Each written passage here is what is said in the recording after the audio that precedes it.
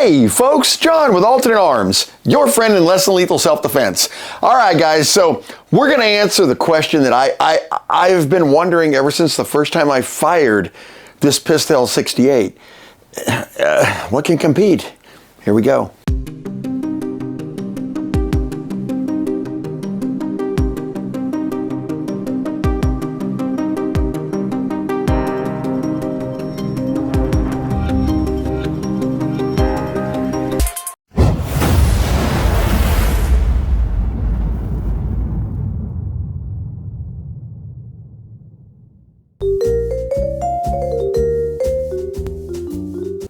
Now, a lot of you guys have probably noticed something I have sitting on the stage here. And I'm going to tell you this is by popular request. This is the Terminator Skully. Now, you guys saw him being used on the last video to be dismantled by the Pistelle 68. And a lot of people, I got requests all over the place from people that actually wanted to have one of the Terminator Skullies, so I've got them for you now.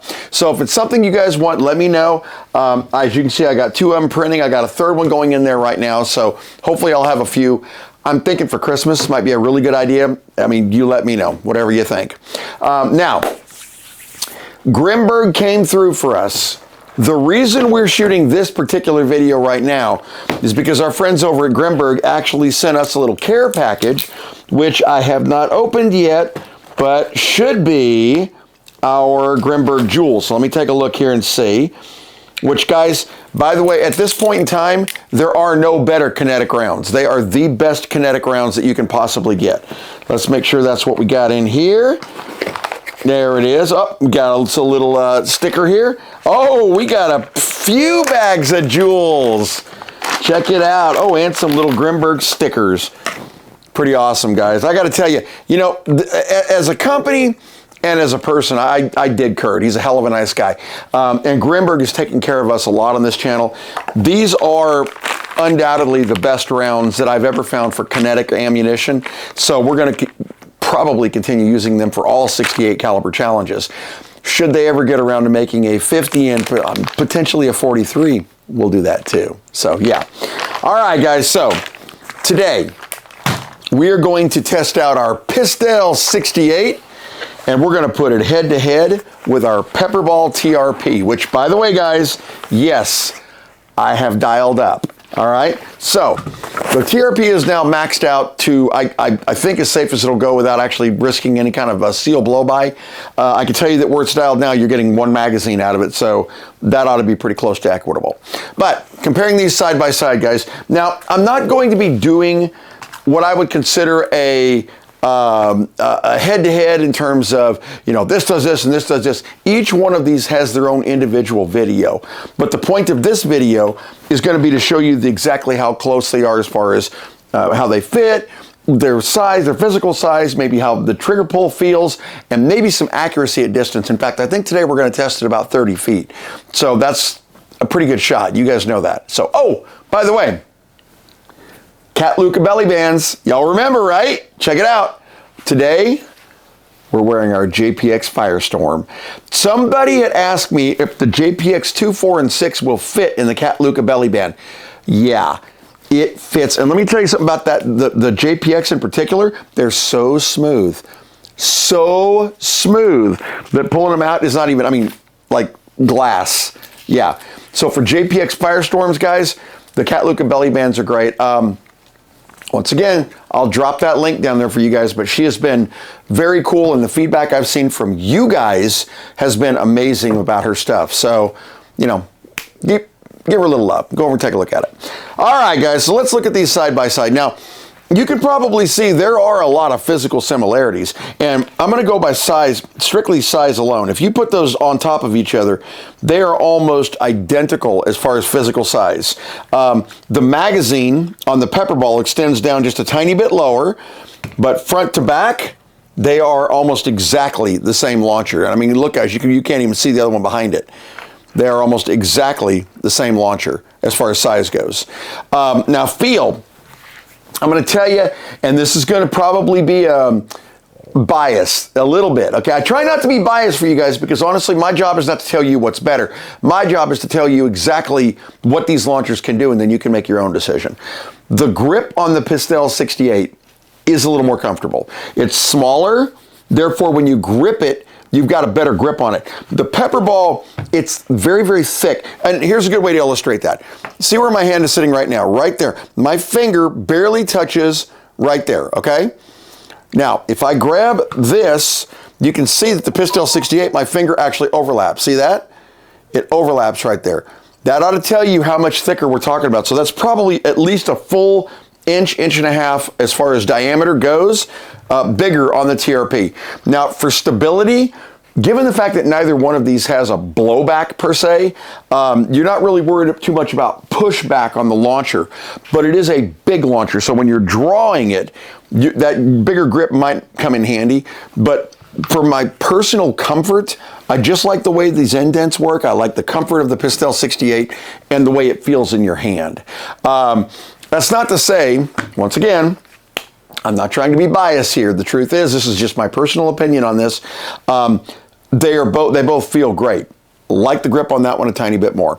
Now, as far as upgradability and varying your shot, how fast you're going to fire. Now, this comes in handy in a couple places. There are some states in the United States, unfortunately, and there are a lot of countries that will not let you have a launcher that is over a certain joule rating. All right, this you're getting what you get. In other words, when you get the Pistelle 68, you are getting mammoth monster power right out of the box. Whereas on the TRP, you're actually able to dial that up or down on the back right off the bat. So you can change it to wherever you need it. So if you've got an area that limits you down for self-defense, you can take that down if you needed to. So yeah, I don't know who would do that, but it's possible. Now, as far as the magazine and the feed mechanism, guys, you can see they use the exact same type of mechanism. So you've got a half magazine that goes up, and you've got the quick pierce on the bottom here. Now, one advantage that the PepperBall has, and I'm not even sure it's an advantage per se, is that when you strike it on the back here, you have a little red indent that pops out. That is your charge indicator. On the TRP, or excuse me, the Pistelle 68, there are no charge indicators. So once you charge it, you hear it go, and that's your indicator. You're live. I mean, that's all there is to it. From a maintenance standpoint, though, there's no way to tell if it's charged or not. So, guys, treat every one of these. No, I don't have to tell you this, but you need to treat every one of them like they are fully charged until you know for a fact that they are either not charged or have no CO2 in them. But you treat them always like they are fully loaded, always. All right. So don't play around with them. Because, you know, one of these days you have it charged and you end up firing off around, you'll blow out your TV or, you know, hit yourself in the foot or whatever. So please treat them like they're fully loaded all the time. That's one thing I do like is the indicator on that. As far as upgradability, guys, they're both very upgradable. You've got a threaded in barrel on the Pistelle 68. Now, I'm going to talk to MCS about possibly getting an extended barrel, guys, but you can see it is just a standard threaded in barrel. That means, guys, that it's going to be super easy to add an extended barrel to the Pistelle, although that is going to limit your carryability. However, it does really much lend to carbine kits, which I'm fairly certain are already in development for this, to turn this into a rifle. And given the power you're already getting out of it, if you're adding, you know, 10 to 12 more inches on that barrel, it's going to juice it considerably on that side. Same thing with the PepperBall TRP. On this one, you just push in and twist the barrel, and the entire barrel comes out, as you can see. Standard locking mechanism, which means that this is also highly upgradable. So as far as upgradability, they're both pretty darn good. Yeah, they both do exactly what they're supposed to do, and they're easily upgradable. I enjoy the upgradability of both of these, and it gives them both incredible potential. In fact, you guys saw the TRP carbine, the police carbine, which we're going to be having on a video here very shortly too, which is basically an extended version of this. So, all right, look. We have quasi-equal launchers in terms of power when you dial this one up. I'm still thinking Pistelle is going to be a little heavier, but we're going to find out that in just a second. So I tell you what, let's take these out here to the range and let's put a few rounds downrange. Now we are going to fire Grimberg Jewels exclusively today.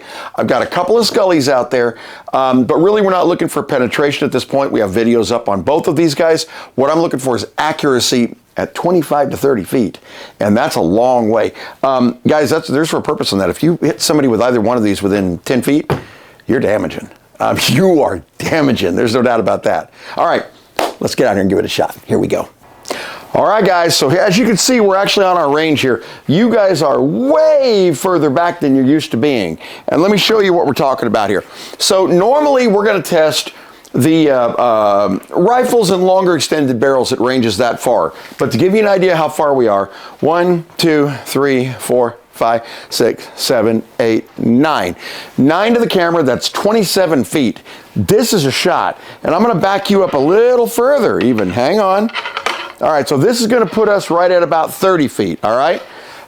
Honestly, I'm not expecting to hit anything, all right? This is a long, long shot, and I'm firing open. Nothing has been sighted in. We're not using anything special. Let's just give it a shot and see. So we're going to start with our PepperBall, and guys, I'm going to try to do the thing where I did before, where I stand behind the camera for you, which means that the shots are going to be even more erratic, so wish me luck here. Oh, and this time, guys, I have ear protection. Yeah. All right. Yeah, learned my lesson the first time. Here we go. Charging her up. There we go. And you see our little indicator there. It's popped out.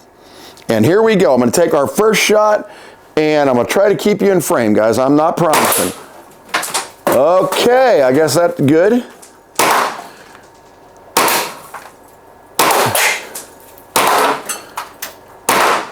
All right. That should be out.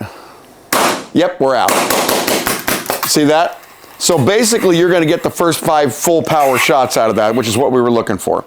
All right, so let me go down here and see what we did. Hang on here. And ear protection up. And here we go. Okay. All right, so we definitely tagged poor Skully again. Oh, yeah. Dude, every time.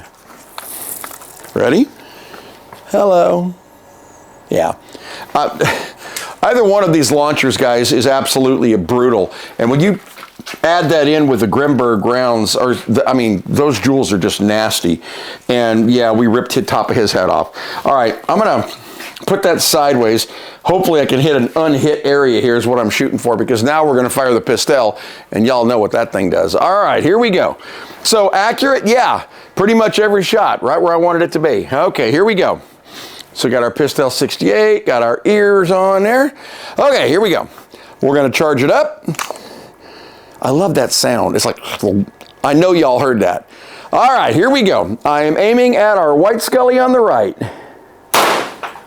I think that went completely through him. I know that went completely through. Okay, I'm going to try to go through him through the box, guys. You see the box right there? Here we go.